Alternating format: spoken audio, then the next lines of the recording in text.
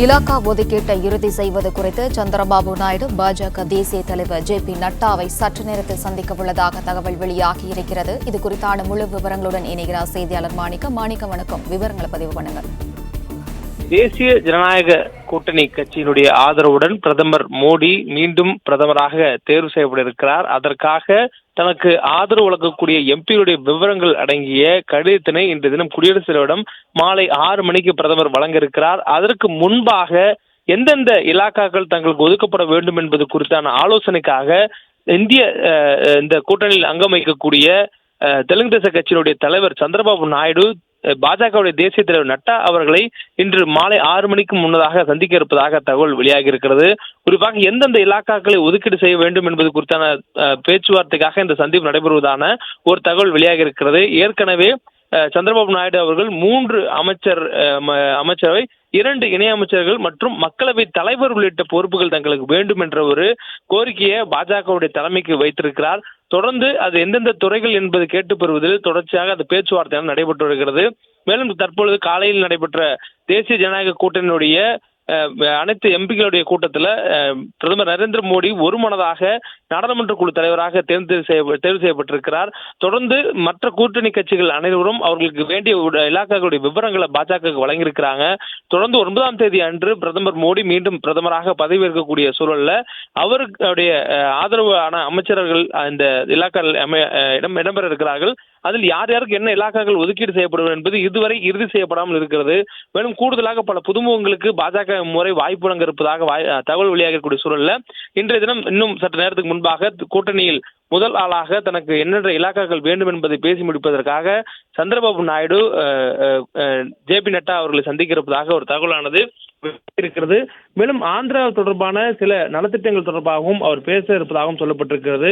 குறிப்பாக கடந்த 2018ஆம் ஆண்டு தேசிய ஜனநாயக கூட்டணியிலிருந்து சந்திரபாபு நாயுடு வெளியேறுவதற்கு பிரதான காரணமாக இருந்தது ஆந்திர மாநிலத்துக்கு சிறப்பு அந்தஸ்து வழங்க வேண்டும் என்பது. அந்த கோரிக்கையை மீண்டும் அவர் கையில் எடுத்திருப்பதாக சொல்லப்படுகிறது. அதேபோன்று விஜயவாடாவில் மெட்ரோ பணிகள் அமைப்பதற்கான திட்டம் இருக்கிறது.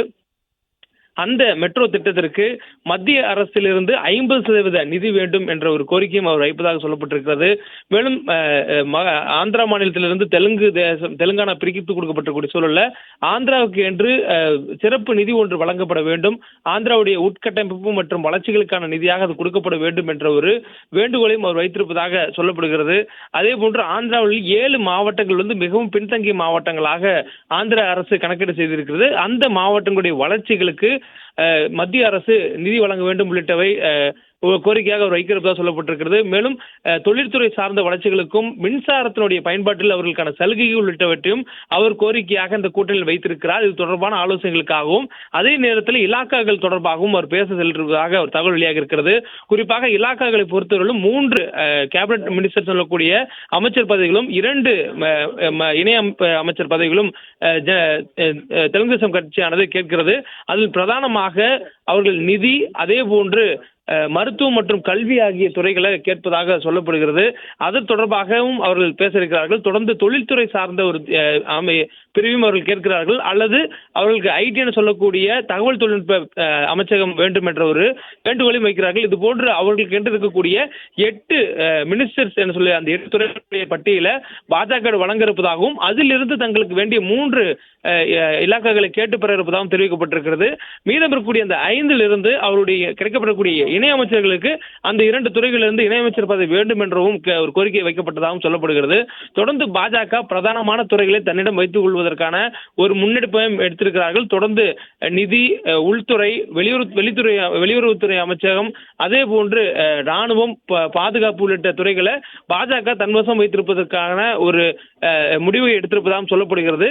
இந்த சூழல்ல தான் இன்று மாலை 6 மணி அளவுல தேசிய ஜனநாயக கூட்டணியில அரசு அமைவதற்கு முன்பாக எந்தெந்த இலாக்காக்கள் தங்களுக்கு ஒதுக்கப்படும் என்ற ஒரு விவரங்களுக்காக ஜே.பி. நட்டா அவர்களை தெலுங்கு தேச கட்சி தலைவர் சந்திரபாபு நாயுடு சந்திப்பதாக தகவல் வெளியாகி இருக்கிறது.